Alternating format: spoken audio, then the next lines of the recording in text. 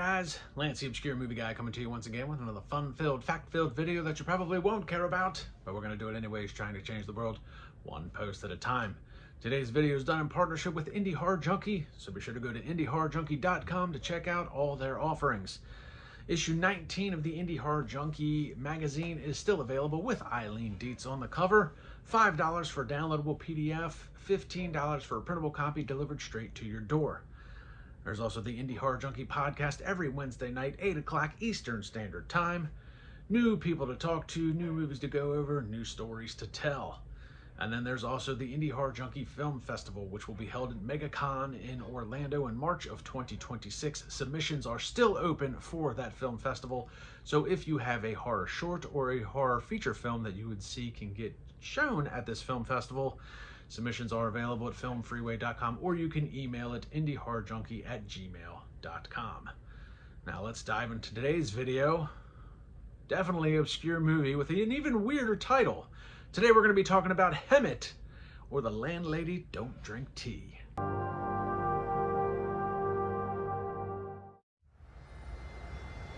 Have you noticed any strange behavior coming from your tenants over the last couple weeks? Of course, they're all freaks.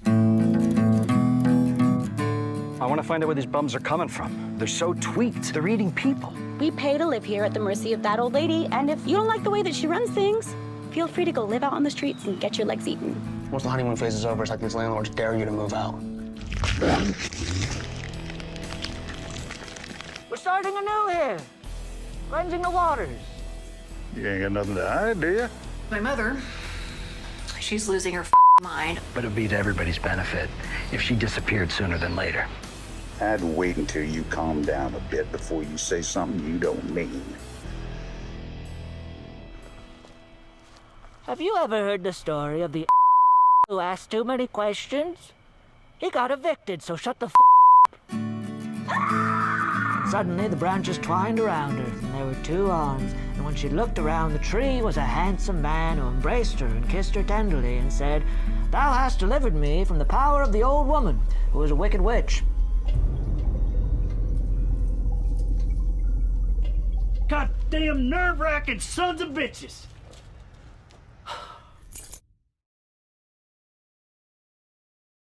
Hemet, or The Landlady Don't Drink Tea was written by Brian Patrick Butler, directed by Tony Olmos. Tells the story of a tyrannical landlady that lords it over her tenants during an epidemic and pits them against each other in a web of paranoia and despair leading to deadly results. It stars Brian Patrick Butler, Kimberly Weinberger, Nick Young, and Matthew Rhodes. This was a super interesting and super fun movie to watch. To try and break it down, the first 10 minutes does a really good job of establishing some characters, their hierarchy, and it's against the backdrop of an epidemic of cannibalistic bath salt druggies. So to kind of play on the cannibalism of bath salts, and if you're not familiar with that, look up the zombie attack in Florida from a few years ago. But basically there's a bath salt epidemic in California where people are taking bath salts and then eating each other in the streets. That's the backdrop. That is not the main story. That is the backdrop for the front story, which is this tyrannical landlady, actually played by Brian Patrick Butler, Miss Liz, if you will, who is just an awful, awful bitch. So imagine like Tyler Perry as Medea, but it's a skinny white guy who turns himself into a just mouthy, awful, he basically turns himself into my mother-in-law. That's really what it is. She is awful. Personal feelings set aside, he did a really good job portraying this character, and you're going to hate her. That is the whole point. You're going to hate her. You're going to want bad stuff to happen to her. And you can't wait for bad stuff to happen to her. That is the forefront. That is the forestory. The bath salts is the backstory, but because of the bath salt epidemic, she's able to exploit that epidemic with her tenants, and she can get over on them with high rental fees, stealing stuff from them, making them move in the middle of the night, taking their parking spots, just an just an all-out awful person. So, but you get that established within the first 10 minutes. It was very cleverly written. Like I said, you get clear hierarchy, you get clear character, who's who and what is what, and that's all just within the first 10 minutes of the film. Where this film shines is within its writing.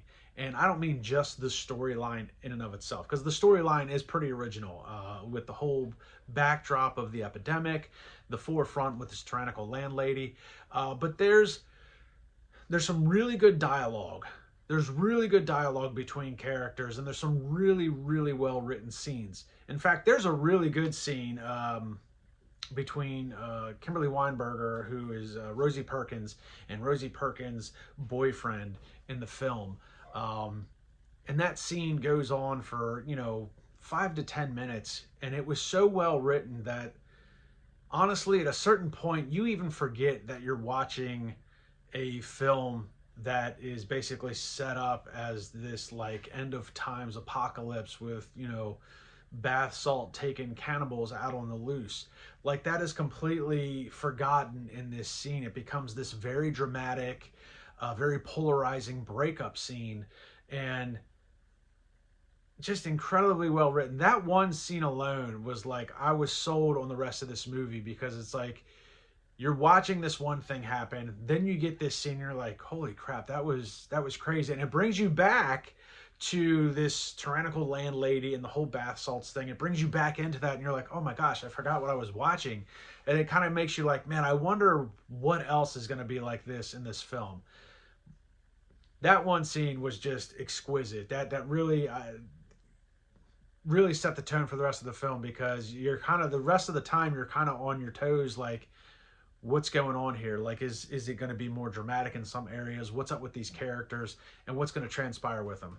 Incredibly well written.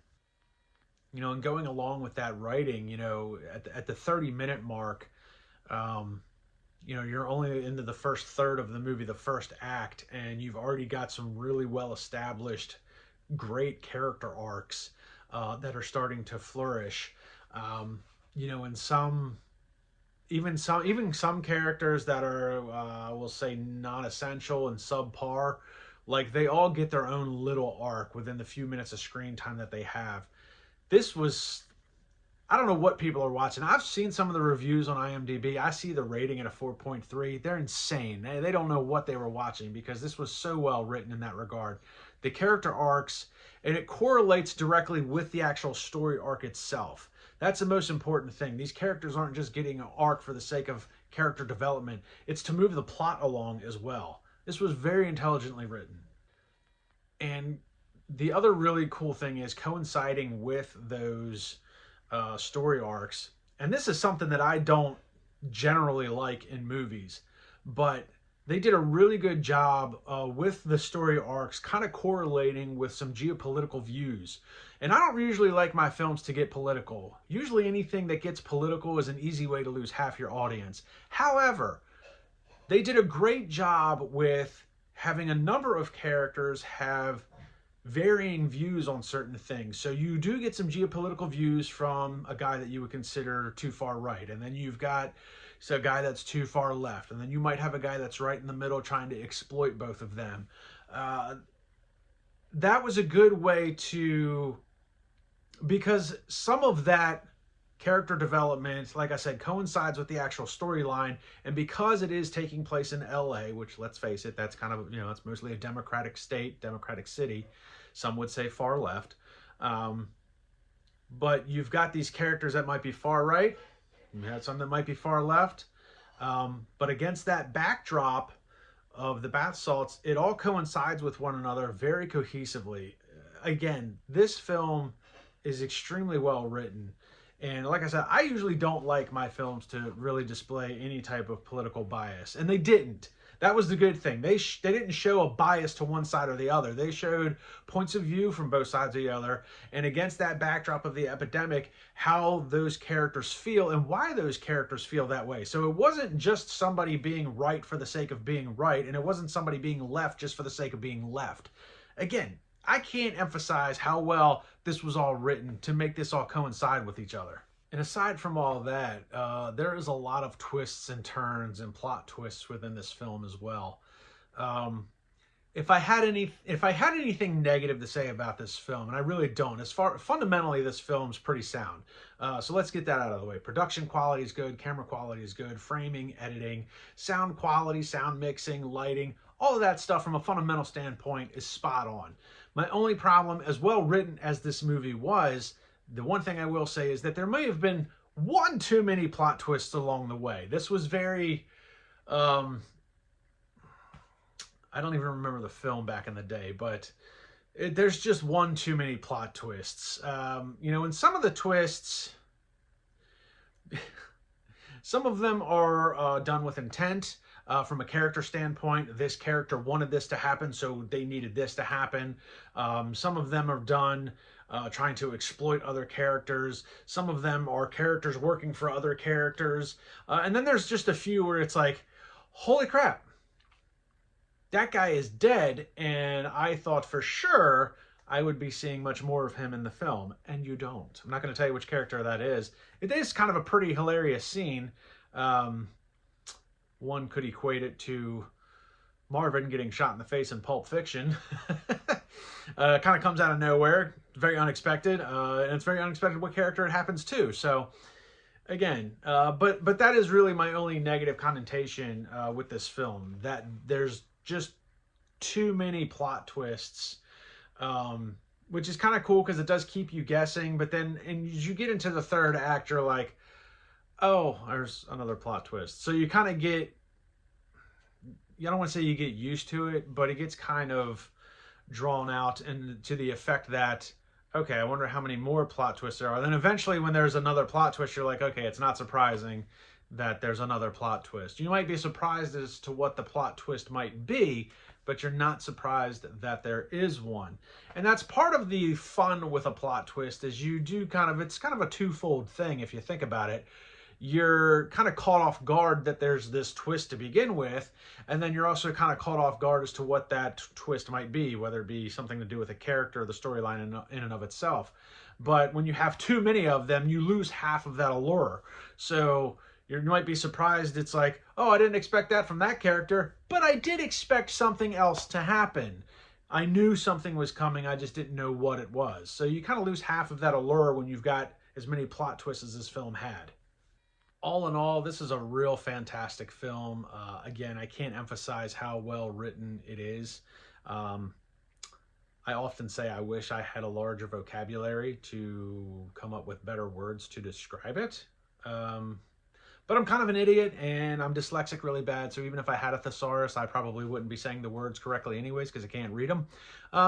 But that being said, despite my shortcomings, there's very little shortcomings with this actual film.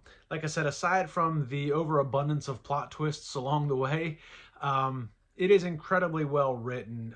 Not just the storyline in and of itself, but the character developments, the character arcs, and the dialogue in and of itself. It's very refreshing to see a film that doesn't have predictive dialogue. There's some really good moments throughout this film. The Kimberly Weinberger, who was really the standout, aside from Brian Patrick Butler as Liz, that character,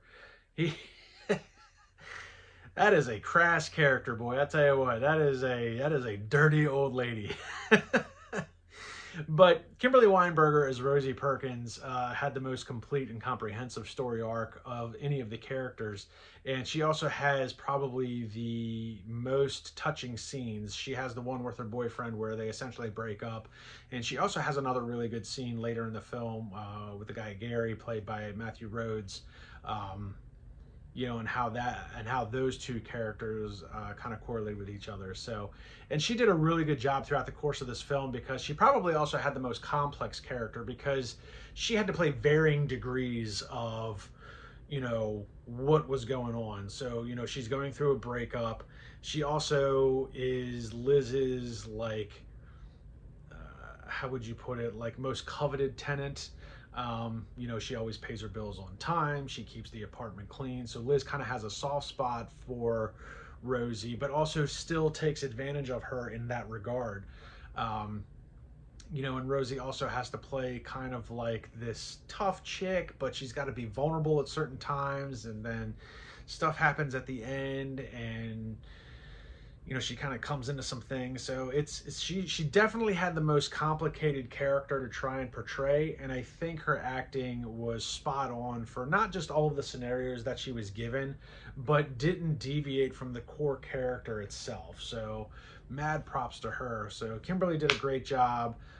Brian Patrick Butler did a great job as Liz. That is, man, that is, I don't like that character. That's the point. You're not supposed to like this character, but I do kind of want to see him play the character again.